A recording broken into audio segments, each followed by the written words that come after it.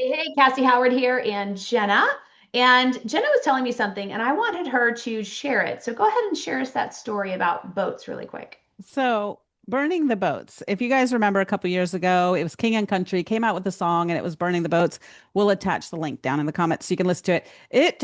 Ended up becoming my jam, like my anthem at the time, because I needed to learn how to overcome things that I was personally struggling with. And some of them were like unbelief, some was identity issues, some were things like the people pleasing to the max, and some of it was unforgiveness and holding on to things.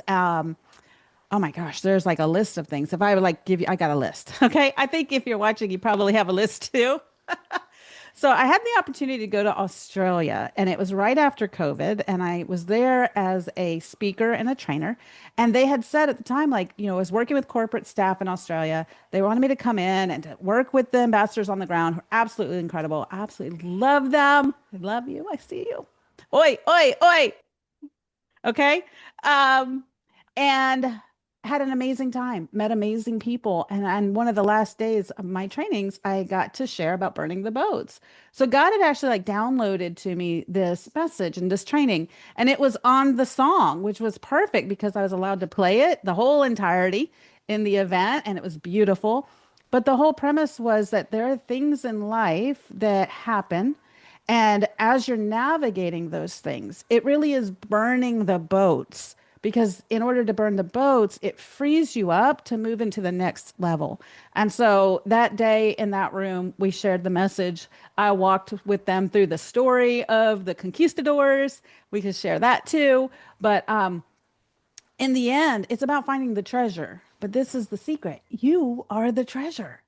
You're the treasure. The things that God has for you are for you, and nobody can come along and take it from you. Like I love to say that mailman will deliver the mail occasionally to the wrong places, but God never misdelivers. Okay. He's never going to deliver your mail to somebody else's address. And so in burning the boats, that day we had sticky notes at the end of the message, and it was like, okay, what boats do you need to burn?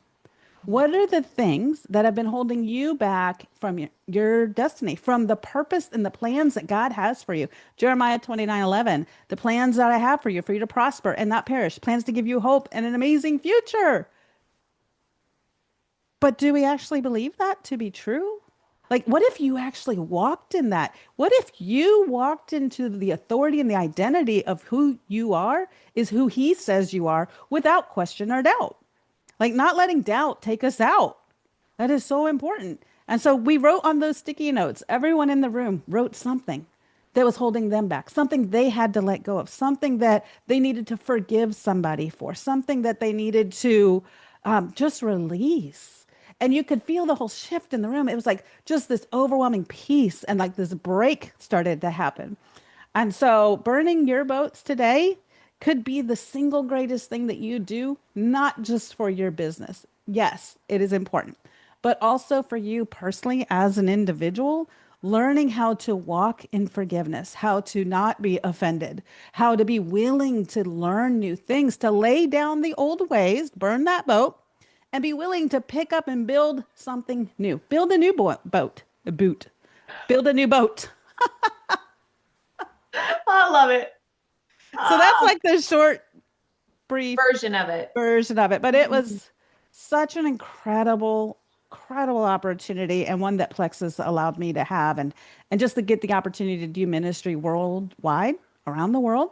In little pockets all over in people's homes and meetings in convention halls or rooms or prayer circles or at the grocery store and Aldi, like wherever, allowing God to move and work in my business. It hasn't happened overnight. There's been a lot of seasons where it has felt overwhelming, but I needed to, in those seasons, embrace that and really get rooted and dig into who he said I was. I needed to remind me of what he said I was and who he said I was. And then all I needed to do was just to remind myself and to keep telling myself the truth. Not my own truth, not my version of truth, but his truth. And so it's a journey. It's one still today. Like some days I kill it. I'm like, yes, I got this.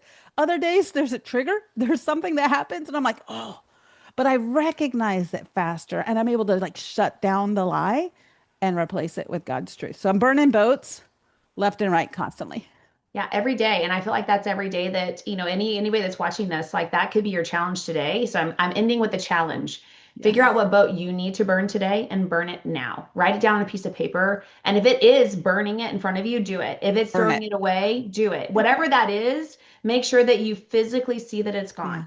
And like Jenna said, if there's moments where you feel triggered, because there are times where I go back into people pleasing and I tell people, Mm, I've been sober for a few years. But I have my moments where I start falling back into old habits. But if you find that, find a boundary, find a partner like Jenna or somebody that will help hold you accountable to yeah. you not going back to the boat that you left. And so there's my challenge for you. Go find a quiet place, write down those things, and burn those boats.